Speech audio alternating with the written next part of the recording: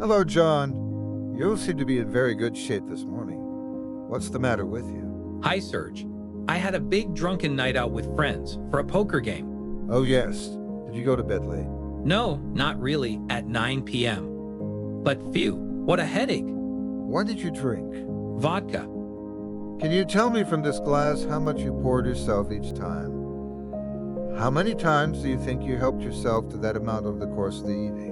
At least 5 or 6 times.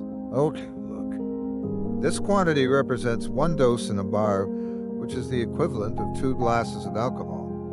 What I'm seeing is that you were pouring yourself 2 glasses of alcohol each time, and in fact, you drank 10 glasses in your evening. Regardless of your build, sex, or whether you've eaten or not, it will take you 2 hours to eliminate 1 glass.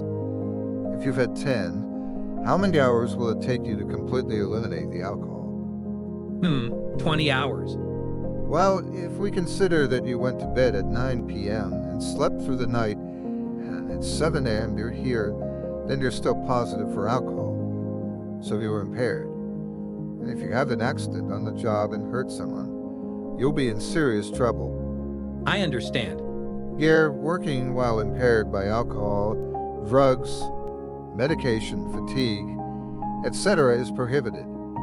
Especially as your job involves a high risk of accidents. I can't take any chances. I have to take steps to ensure that you don't hurt yourself or others. I'm glad we've had this conversation, and I congratulate you on your openness. Why don't you go home, finish off digesting your alcohol, and come back to work with a clear head? I really hadn't thought of it that way, but I understand. I absolutely don't want to hurt myself or one of my colleagues. Thank you for telling me about it. I'm going to get in my car right away and go back to bed for a few hours, then come back refreshed. No, John. I'm not letting you leave in your car because you're still under the influence of alcohol. I'll call you a cab. When you come back tomorrow, come and see me before you get back to work. Alcohol and cannabis are the 2 most widely used substances in Canada. With the pandemic, it has been shown that there was an increase in the consumption of alcohol and cannabis. In Canada, nearly 24% of people reported increasing their alcohol consumption during the pandemic, while almost 34% reported an increase in cannabis use.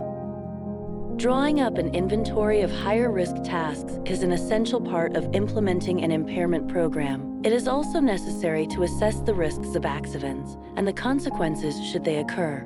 A training and awareness program on impairment should be offered to managers, supervisors, and workers. Training should include the following topics, for example: the policy, identifying cases of impairment, interventions, limits of the program and adaptation, confidentiality of cases, roles of each player, screening rules, high-risk tasks.